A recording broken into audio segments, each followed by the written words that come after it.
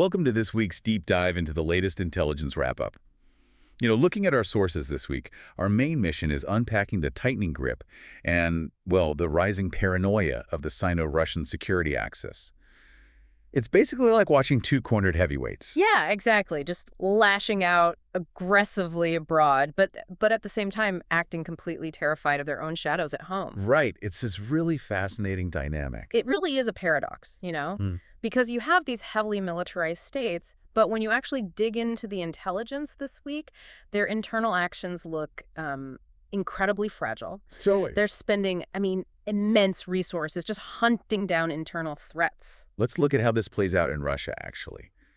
Because they seem to be turning their home front into this massive counterterrorism theater to sort of mask their battlefield struggles. Oh, definitely. Like you have the FSB claiming they stopped a guy in Novorossiysk building a bomb for a passenger train. Right. And then in Belgorod, there's that terrifying human bomb scenario. Wait, where the defrauded woman was manipulated? Yeah, allegedly manipulated by handlers into carrying explosives right into a crowd, completely unaware of what she was actually holding. Wow.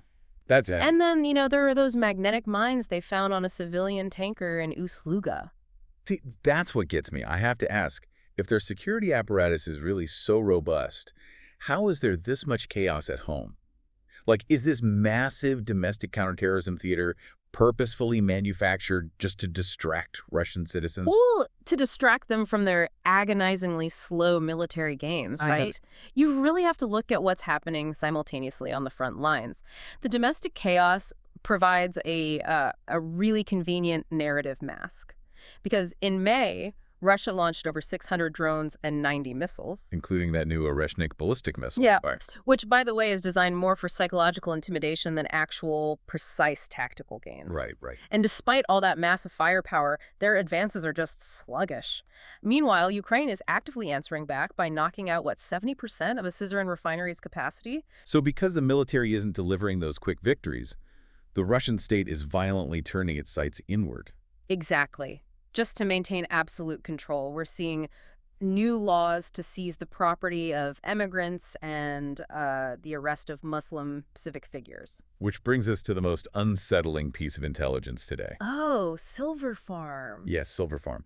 Nominally, it's this pharmaceutical front, but they are secretly conducting animal testing with phosgene, chlorine, and Hestruck. And Novichok-related military toxicology. Right, this literally sounds like a dark spy thriller cliche brought to life.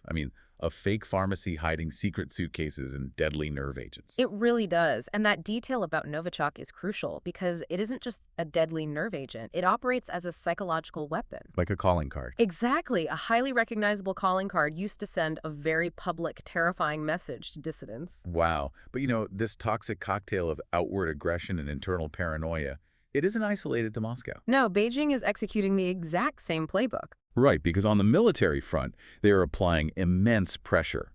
Chinese cruise missile ships are operating so close to Taiwan that warning times for a sea-skimming missile attack could drop to just 3 minutes. The 3 minutes? That's practically zero time to react. Yeah, and we saw that same aggression with the electronic jamming and harassment of a Dutch frigate in the South China Sea. But domestically, China is widening its security net just as aggressively.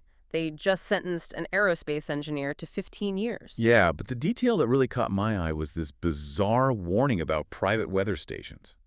Oh, the digital dark sentinels. Yes, they call them digital dark sentinels, secretly uploading data overseas. I really have to push back here. Is this a legitimate security threat, or just Beijing weaponizing paranoia to ensure absolute social compliance? How does a hobbyist tracking wind speed actually threaten a superpower, right? On a practical level, it doesn't. But politically, it serves a vital function. By labeling harmless objects as espionage threats, the state weaponizes paranoia.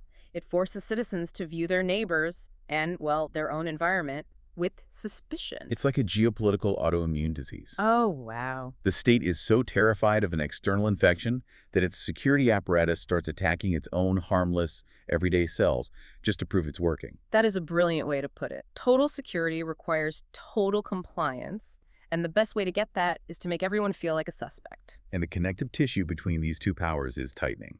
Russia's Prosecutor General and China's Wang Jiahong recently signed cooperation documents in Beijing. To deepen law enforcement coordination against what they perceive as Western subversion. Exactly. They are actively synchronizing their domestic crackdowns and their shared paranoia. They're sharing notes on survival. Right. So as you listen to this and you see all these maneuvers, remember, they aren't just about global posturing, which leaves you with one final provocative thought to mull over. If Moscow and Beijing view their own citizens and weather stations as existential threats, how long before their internal insecurities trigger a miscalculation on the global stage that you will actually feel right at home?